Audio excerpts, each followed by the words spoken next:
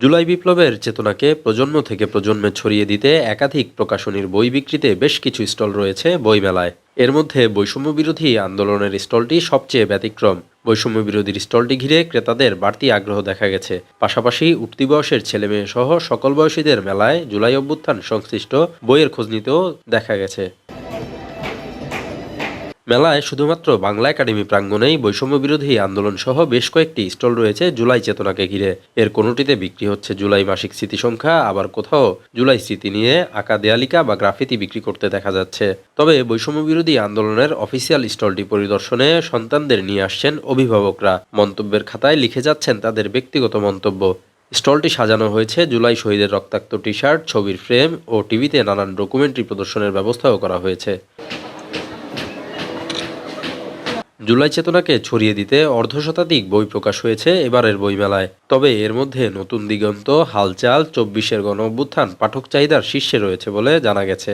নতুন দিগন্ত যে বইটা আর কি প্রথম ২ দিনের মাথায় আমরা পুরোপুরি যেগুলো ছিল আমাদের স্টক আউট হয়ে যায়, পরবর্তীতে রাত্রে বা পরের দিন আমাদের বই আসে আরও বেশ কিছু। এরপরে হালচাল আছে, হালচাল ছিলই না, হালচাল বইটা প্রচুর বিক্রি হয়েছে। ২৪-এর গণঅভ্যুত্থান এটাও বিক্রি হয়েছে অনেক বেশি। রক্তাক্ত জুলাই এটাও হয়েছে। জুলাই কেন্দ্রিকের যে ইতিহাস বা জুলাইয়ের যে ইতিহাস, এই ইতিহাসগুলো মানুষ যাতে ভুলে না যায়, মানুষের মনে যাতে এটা সব সার্বক্ষণিক ধারণকৃত থাকে, এর কারণে আমরা উদ্যোগ নিয়েছি যে জুলাই সংক্রান্ত যত ধরনের বই এবং লেখা আছে এগুলো আমরা আমাদের স্টলে রাখবো।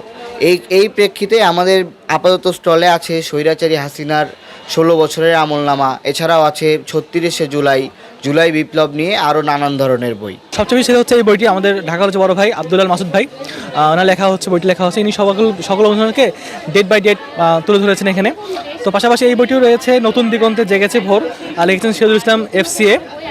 এই বইটা অনেক ভালো সেল হচ্ছে, সবাই আসতে নিচ্ছে। আসলে পাশাপাশি সবাই বইগুলো আসলে কি ডেট ওয়াইজ তুলে ধরাতে সবাই জানতে পারছে আসলে কোন দিন কী হয়েছে, কার মাধ্যমে কী হয়েছে এবং কীভাবে কী ঘটনাগুলো হতে হয়েছে। আমাদের স্টলটা হলো ৫ই জুলাইয়ের গণ অভ্যুত্থান নিয়ে আয়োজিত। মেইনলি এটা হলো আপনার আমাদের শিল্পকলা একাডেমি দ্বারা এটা আয়োজিত হয়েছে। দেবাশিস চক্রবর্তীর এটা আপনার আর্ট।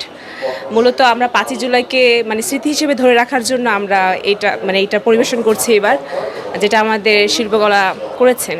আমি মনে করি এটা অনেক ভালো, আমাদের পরবর্তী যে জেনারেশনটা তাদের জন্য এটা স্মৃতি ধরে রাখবে। এদিকে জুলাই অভ্যুত্থান নিয়ে আরও বেশি বই ও বড় স্টলের প্রয়োজনীয়তা অনুভব করছেন ক্রেতারা। তবে জুলাইয়ের ছাত্র জনতার প্রচেষ্টায় সত্য, সুন্দর ও ন্যায়ের বাংলাদেশ বিনির্মাণের প্রত্যাশা করছেন অভিভাবকরা। ২৪শে জুলাইয়ের যে স্মৃতি সেটা আবারও দেখতে পাচ্ছি এবং অনেক ভালো লাগছে আর কি।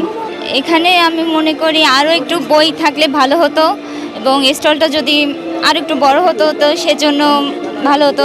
এবং যেহেতু এটা একটা অনেক বড় বিষয় আমাদের জন্য, আন্দোলন ২৪শে আন্দোলন, সেই উপলক্ষে স্টলটা আরও বড়, পর্যাপ্ত পরিমাণে বই থাকা আমাদের জন্য ভালো হতো আর কি।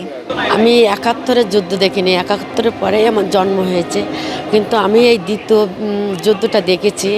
২৪শে আন্দোলন, আমাদের সোনার ছেলেমেয়েরা যেভাবে আন্দোলনে গিয়েছিল এবং তারা যুদ্ধ করেছিল, তাদের বুকের রক্ত দিয়ে যেভাবে দেশটাকে সুন্দর একটা জায়গায় নিয়ে এসছে এবং এই বৈষম্য বিরোধী আন্দোলনের, তো এটা ভবিষ্যৎ প্রজন্মের কাছে অত্যন্ত স্মৃতি হয়ে থাকবে এবং তারা জানতে পারবে যে আমরা এ দেশের জন্য অনেক কিছু করতে পারি, সত্য এবং ন্যায়ের জন্য অনেক কিছু করতে পারি।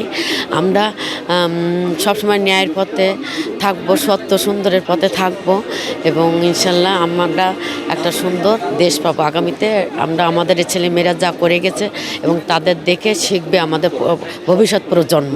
জুলাই বিপ্লব এবং সঠিক ইতিহাস তুলে ধরার জন্য বিনামূল্যে বই বিতরণের পাশাপাশি বইমেলার প্রথম দিকে বা মেলার একটা পিক পজিশনে এটার একটা বুথ রাখা উচিত, যেটার মাধ্যমে আমজনতা থেকে শুরু করে ছাত্র জনতা এবং স্কুল পর্যায়ে বা প্রান্তিক লেভেলের সবাই যাতে সঠিক ইতিহাস জানে।